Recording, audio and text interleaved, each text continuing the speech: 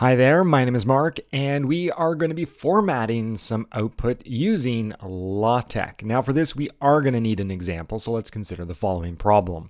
We have a conditional equation here of x plus 5 is equal to 7. And it's actually quite easy to come up with a print function that will output the statement given x plus 5 is equal to 7 implies x is equal to 2.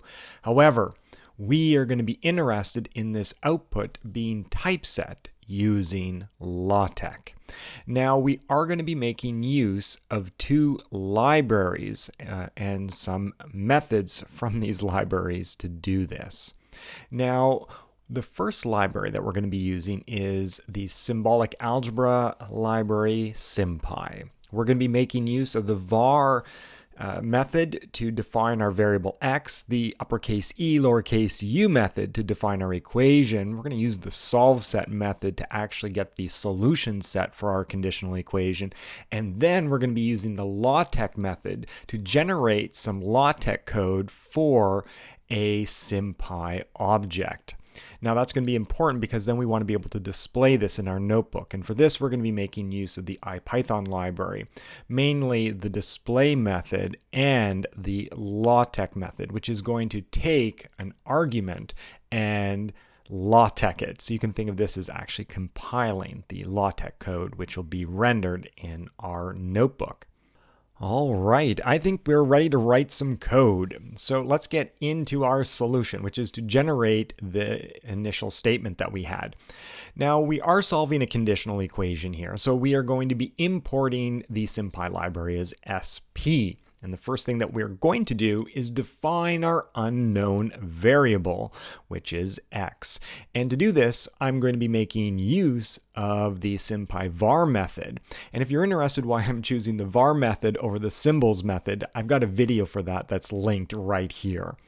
Now we're going to define our equation, and we're going to do so by using the uppercase e, lowercase q method, and then I'm going to define that as my EQN.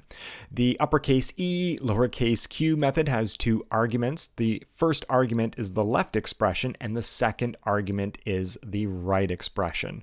And let's just go ahead and see that this works. Return my EQN, and there it is, and it is beautifully typeset using LaTeX. In fact, this is a recent upgrade to Google Colab. Now, before we go ahead and solve this conditional equation, I just want to highlight the use of the LaTeX method, which is part of the Sympy library.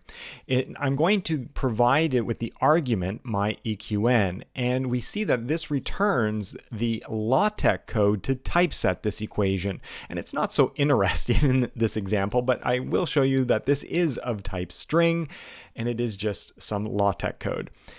Now, let me give you an example where it might be a little bit more obvious that this is doing something. So maybe we want the cosine function. And this returns, well, I don't want a string, I want the actual LaTeX code. So let's get rid of this type function here.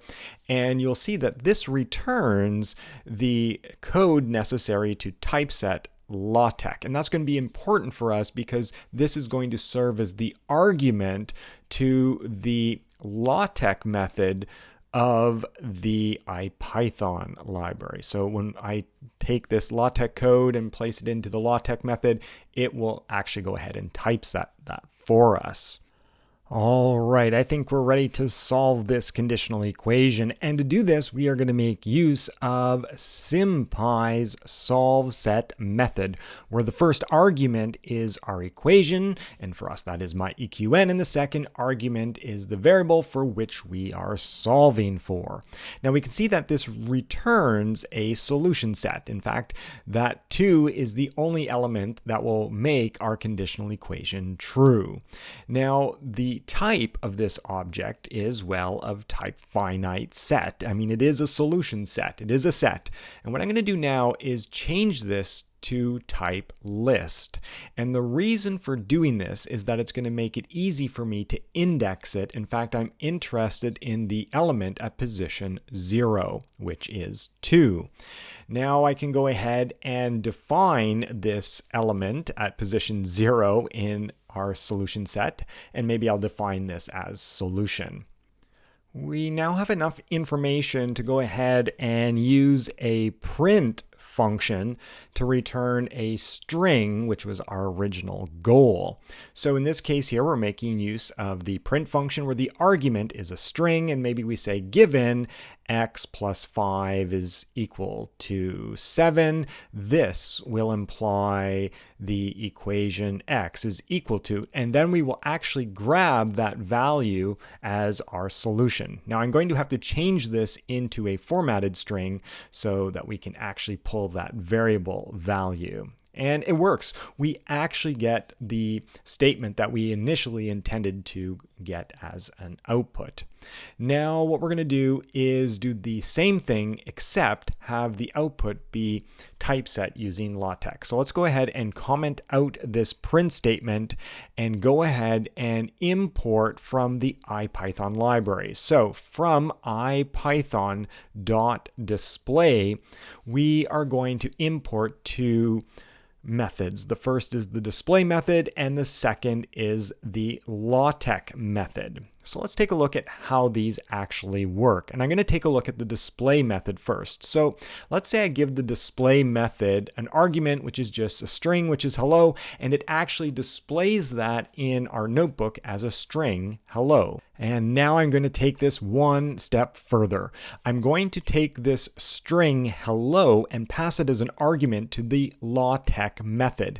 And what is going to happen here is that string is going to be interpreted as LaTeX code within a math environment. So that's why we get this HELLO looking like variables. So now what we're going to do is just reassure ourselves by putting in an expression like x plus 4. Yeah, it is being interpreted as LaTeX code within a math environment. And for us, that is a problem because we want to be able to typeset the word given as text. Now there is a solution here. We are going to make use of the LaTeX command text, and the argument of this command is going to be given. Now I am going to pass this as a raw string so I don't have to escape these backslashes when working with my LaTeX code.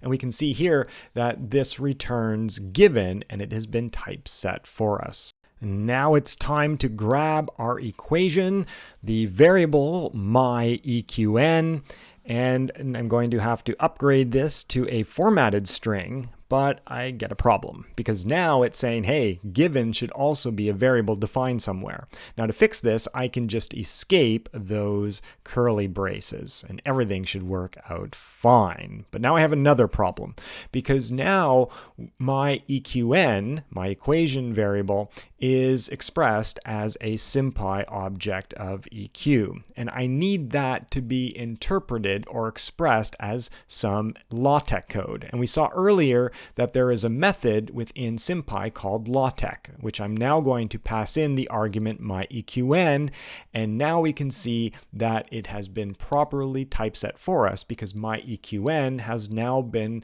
converted to some LaTeX code. Now I'm now going to use the LaTeX command implies, and now we can say x is equal to, well, what is that? That is the solution. So we'll place that as the variable that we are going to access.